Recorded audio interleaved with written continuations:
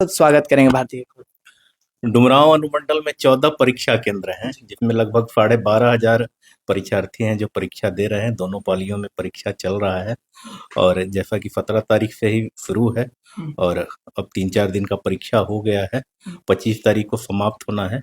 बहुत ही शांतिपूर्ण तरीके से स्वच्छ कदाचार मुक्त परीक्षा संचालित किया जा रहा है। अच्छा सर, कई जगह सुनने को मिला है कि 1 मिनट लेट हो जाने के कारण छात्रा को मतलब केंद्र में नहीं जाने दिया गया है, परीक्षा देने से इनकार कर दिया गया है। ऐसी आपके सामने कोई खबर आई है कि नहीं?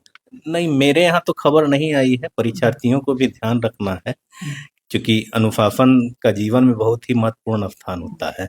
तो इसको सिर्फ एक परीक्षा के रूप में नहीं देखा जाए और बहुत सारे एक आध जगह से अप्रिय घटना भी सुनने को मिला है। तो विद्यार्थियों को ध्यान रखना है कि समय से नियत समय है वहाँ पे आकर के एग्जाम दें और परीक्षा में फेल हो जाए या छूट गया उसके चलते है कि किसी तरह का दूसरे तरह का कोई अप्रिय कदम उठा ले, ऐसा भी। चूंकि लाइफ जो है स्ट्रगल है, सिर्फ एक परीक्षा ही नहीं है। बोर्ड और आगे तो बहुत बड़ा जिंदगी है जिसमें संघर्ष करना है। तो बहुत मजबूती के साथ, बहुत अच्छे से, और अनुशासन जरूरी होता है। आप अपने लाइफ में आप बहुत ही इंटेलिजेंट हैं, लेकिन अगर अनुशासन नहीं है तो बाद में काफी समस्या होती है और करियर अवरुद्ध होता है। अच्छा सर, ट्रैफिक व्यवस्था को लेकर के 4 विषय समाप्त हो चुका है, तो सही बात है कि सही से होगी, लेकिन कहीं तकलीफ हो रही है दोपहर के समय में, जो द्वितीय पाली का एग्जाम चल रहा है उसके समय में। नहीं, देखिए, जो हमारा इंफ्रास्ट्रक्चर है वो तो एकाएक बदल नहीं जाएगा। तो उसमें है कि उसको हम लोग और कैसे सुचारू रूप से व्यवस्थित करें, उसके लिए डेपुटेशन भी है और हमारे पुलिसकर्मी डेपुटेड भी हैं।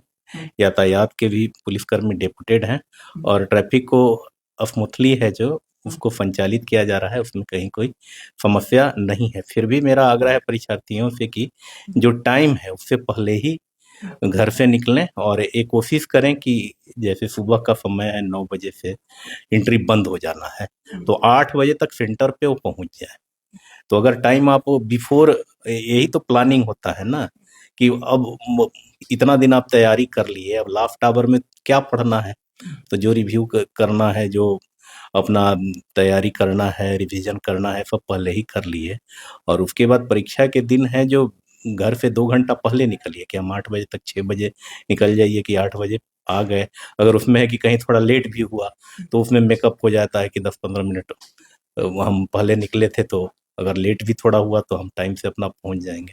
तो ये प्लानिंग करना जरूरी होता है और अब मेनली तो अभिभावकों से है कि अभिभावक हैं इस बात का ध्यान रखें कि बच्चे हैं जो टाइम से पहले निकले थोड़ा, और सेंटर का जो निर्धारित समय है उससे पूर्व ही वहां पर उपस्थित रहे। अच्छा सर, एक सवाल सदन से रहेगा। विजय कुमार सिन्हा जो बिहार के उप मुख्यमंत्री हैं, उन्होंने एक फरमान जारी किया है कि खुले में मांस मछली लाइसेंस जिसके पास होगा वही बेचेगा। तो आपके पास अगर ये आदेश तो लेटर आया है कि नहीं है? नहीं, ये तो अभी और पहले का भी ये है, सरकार का आदेश है कि ये है। पहले भी हम लोग थे कि इंस्ट्रक्शन देते थे कि जो मांस बिक्री करने वाले थे कि उसको कवर करके आप कीजिए। अभी अभी तो विस्तृत इंस्ट्रक्शन आना है सर के द्वारा, जो मार्गदर्शन दिया गया है उस पे विभाग का, और हम लोग को भी पत्र आएगा।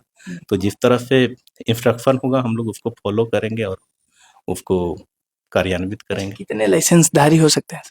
ये ऐसा तो अभी तो कोई लाइसेंस, अभी तो इसके लिए दुकान खोलने के लिए तो कोई लाइसेंस लेते नहीं। अब तो ये है ना, अब तो सर्वेक्षण होगा और बाकी सब करने के बाद ही पता चल पाएगा। बहुत धन्यवाद। चलिए, सर से बातचीत हुआ, काफी तमाम मुद्दों पर बातचीत करें। बाकी आप देखते रहिए भारतीय खबर विकास प्रसार के साथ। जय हिंद।